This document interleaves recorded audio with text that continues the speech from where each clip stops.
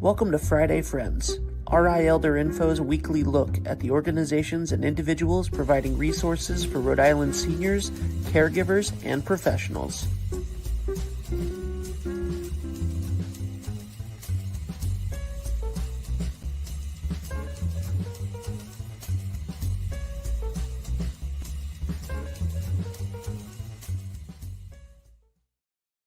Good morning, everybody. Happy Friday. It is 9 o'clock on Friday, and you are watching me, Deb Burton, Executive Director of RI Elder Info and the host of your weekly streaming podcast, Friday Friends, where I bring you information that you or someone you know needs to know about. So make sure you hit the like button, the share button, the follow button, the bells, the whistles, all those social media cues that say, hey, check this out.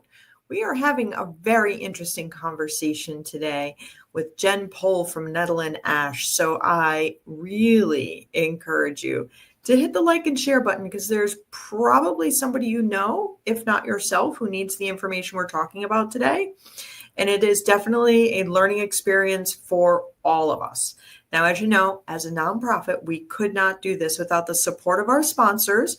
So thank you to United Healthcare, Point 32 Health Foundation, and especially to McCarthy Law. Here's a message from McCarthy Law.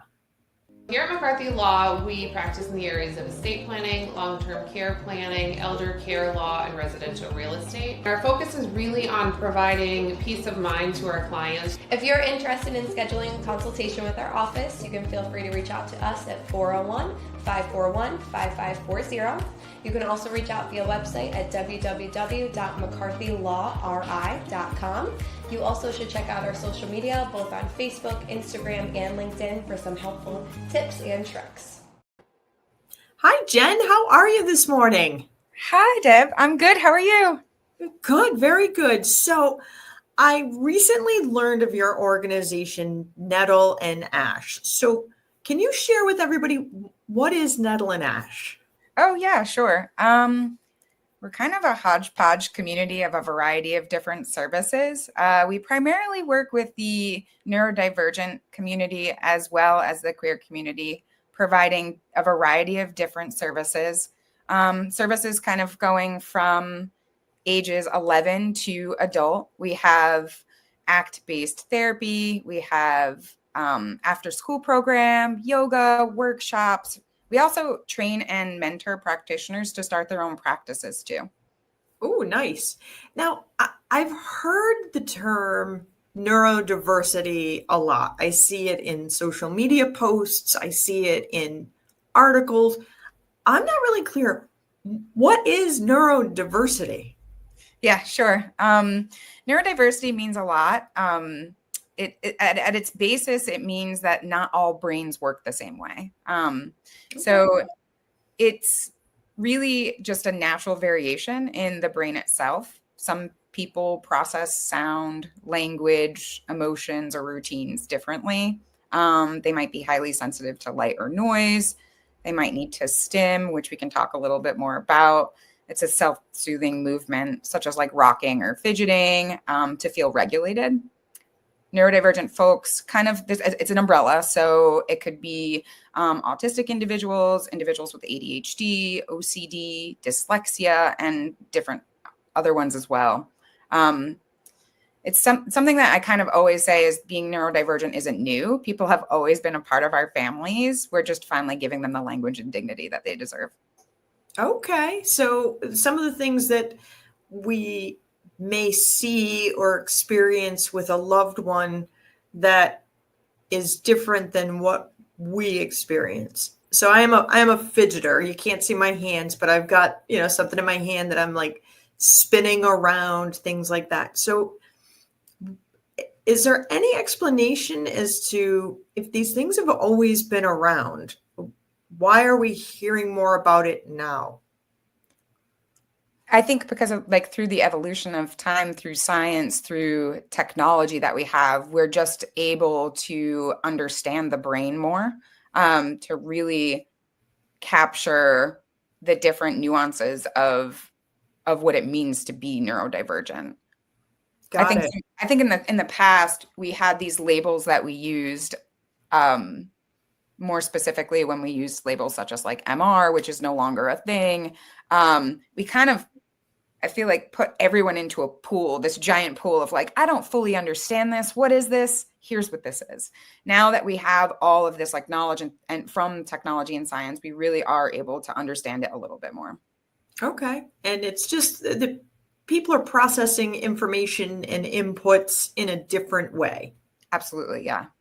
I think a common misconception about autism specifically, I think, is that people think that it's like a linear like way of thinking. And honestly, it's really like incredibly detail oriented.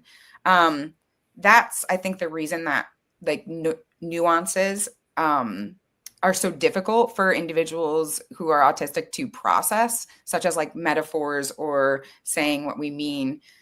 It's highly logical, where somebody who, now you have neurodivergent, so on the other side you also have neurotypical, right? So that would be somebody who might not have those diagnoses.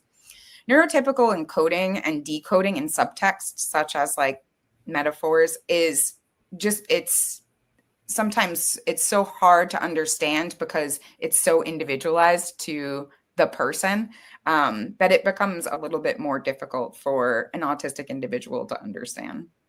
So I'm seeing like all these different TikTok and reels and videos of things where people just start saying, well, if you do ABC, XYZ, you must be autistic, or you must have ADHD with autism, and all of these things. Are these the kind of things that you self-diagnose? I mean, I never recommend health information from TikTok, but is it something that you can be tested for to find out about? You can absolutely be tested. There are a variety of different tests depending on who you go to. As far as like neurological testing, they do have neurological tests. There, it doesn't work for everyone. It kind of looking at like genetic testing. I do always caution people on self-diagnosing and kind of having an expert involved in it. I think when people self-diagnose or use phrases like, aren't we all a little autistic? It can be really harmful to the population. I can see where that could be devaluing to individuals who have been diagnosed and maybe struggling with these kind of things. Where if it's just kind of shrugged off, it maybe lessens the seriousness of what the individual who has the diagnosis is experiencing, and kind of poo-poos that diagnosis in some ways. If we have a family member, so like looking back, I know that I grew up with kids who were different, but they were very different, very outward. Nowadays, we see kind of a mix of that out in the community. If we are experiencing, say, a grandchild who is neurodivergent, what can we do as grandparents, or as, I don't know, for lack of a better definition, adults? What can we do to help that child feel loved and accepted and not judgy? Because when I was a kid, the individuals who were outwardly different were targeted. And I think that some of that might still happen. But as the adults, the grandparents, what can we do to make this better for our loved ones and the world? Yeah. First, I love the phrase adults. I think Made it up. I think grandparents hold such a sacred space in families. They come with stories and rhythm and memory, and in a lot of ways, more patience than a parent. So I think it's not always the case, but I think the relationships between a neurodivergent individual and grandparents are actually so special. I wish, that there was more information out there. But as far as like tips that I would suggest, following their lead, like if, individuals who are autistic have a tendency to have something that is called special interests. So it might be something that they're really, really into. A lot could be puzzles, Minecraft, trains. I know clients who can tell you everything there is to know about the MBTA train system. So it's just kind of following their lead and being curious, asking them to teach you about things that you might not normally be interested in, I think is really going to help to create a safe space. Respecting their sensory needs is huge. A big component to being neurodivergent is having sometimes sensory deficits, or being overly responsive to sensory input. So bright lights, scratchy clothes, noisy rooms, those things can be really overwhelming. So checking in on what their needs might be in regards to that. How might we know that that is what our little ones are experiencing? If, as a grandparent, you might not see them every day to know those cues. What could be some of those cues to say, ooh, sensory overload for this individual? Like what could that look like? It can look very different from everyone. You might physically see somebody like plugging their ears, which would indicate that maybe, there's too much input there. But dysregulation is a pretty common cue. So seeing if a person starts to start engaging in those stimulatory behaviors, such as like rocking, really fast, pacing, even sometimes escalating to more aggressive behaviors, that's usually an indication that something is happening there. Something needs to be done, and it could have to do with their sensory needs.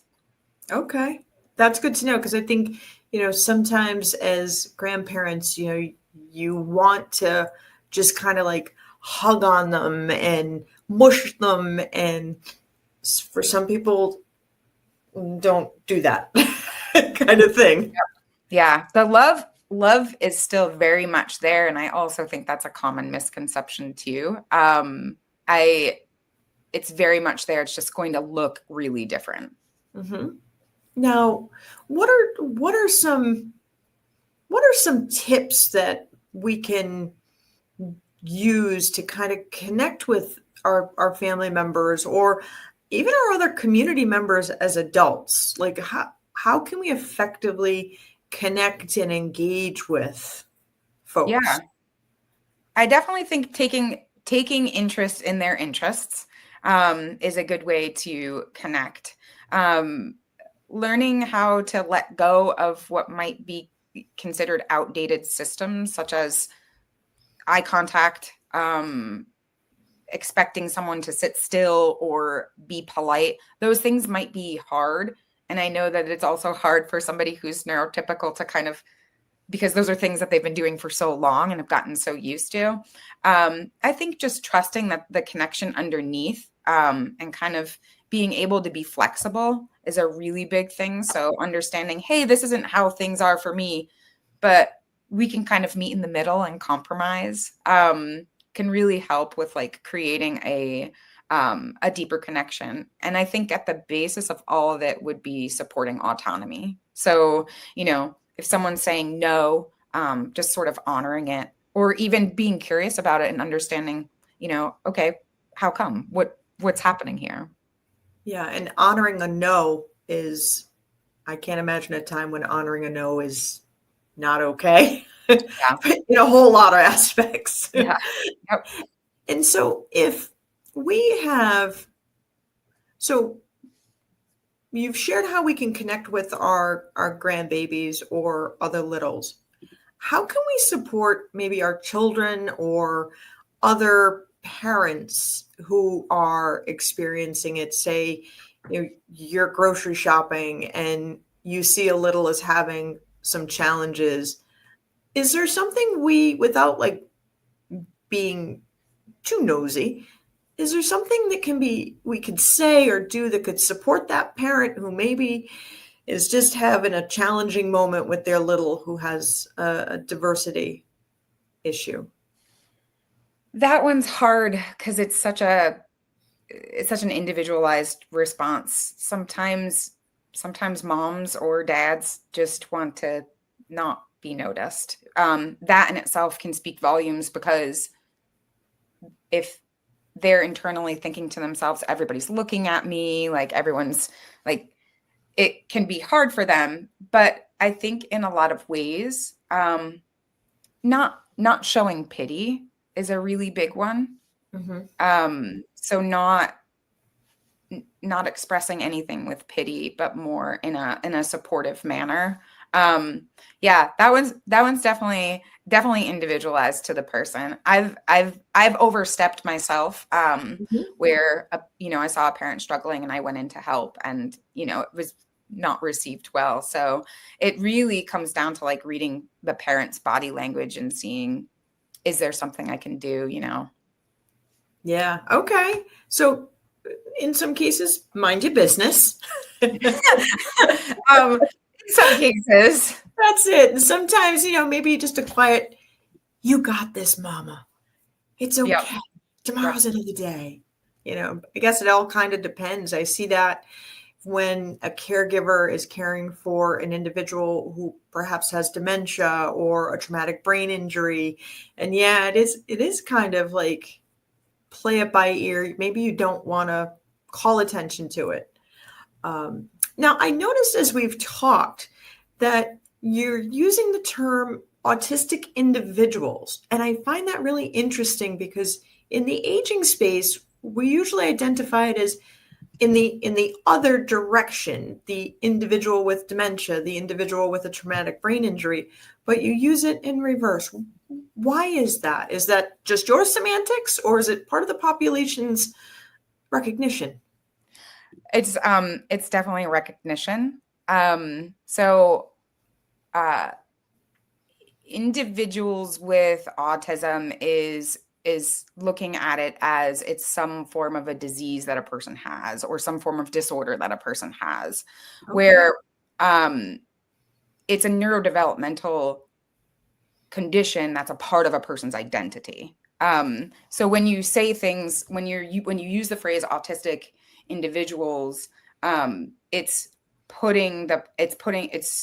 using person first language, which is preferred. It's acknowledging that this is a part of me. I honor this part of me. It is who I am. Instead of being, this is something I carry with me. It's something that it's kind of looking at it through a lens of like, I unfortunately have this, versus no, I embrace this. I honor this. Oh, I love that explanation. And I see why, if you are an autistic individual, that is how you have grown and developed. And it is probably and correct me if I'm wrong, a lot in the same way of being left-handed or right-handed. It is just a function of who you are. Whereas if you are someone who has developed dementia or a traumatic brain injury or one of the other things that you acquire, you want to be seen, perhaps your identity a little differently than what your diagnosis is versus who you are. I like how that reclaims and empowers folks, because I want people to feel cared for and respected and honored in who they are. So for Nettle and Ash, how can people reach you if they want to learn more? Where are you located? What's your phone number? All of those fun things. Absolutely.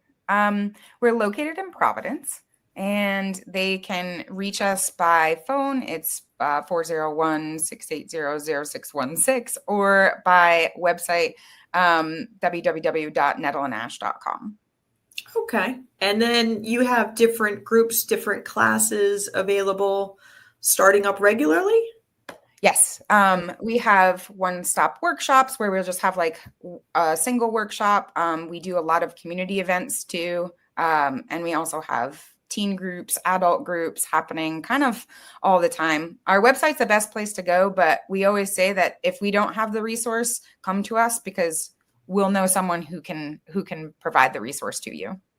Very good. And do you take all insurances? Are you taking new patients? It seems like a lot of providers aren't taking new patients. Are you taking new patients? We are, and we accept most insurances. The only insurances we don't accept are TRICARE and Cigna. Okay. This has been wonderful. I'm so glad that you had the time to come on and share this because it seems like it's a growing need for information out there, particularly if it's not something where an individual has grown up with having a definition for being different. So I appreciate you coming on and sharing what we can all do to make the world a better place. Absolutely. Thank you so much for having me. I really appreciate it. Yeah, thank you. Everybody, this has just been such an enlightening episode of Friday Friends for me. There's so much I don't know and understand in this area, and I encourage you to reach out to Nettle and Ash, reach out to Jen Pohl, and get more information. If you have family members who are neurodivergent, we are committed here at RI Elder Info to serving all Rhode Islanders, to serving everyone who ages. And we want to do that with honor and dignity. So I hope that you've enjoyed the show. I hit the like button, the share button. As often as this topic of or term neurodivergent comes up in all of the short take videos, I think it's important that we all understand what it really means and what ways we can make the world a better place for the individuals who are neurodivergent. So everybody, we just missed Autism Awareness Month, but I got Jen in as quick as I could right after. So I hope you enjoyed the show. I look forward to seeing you all again next week.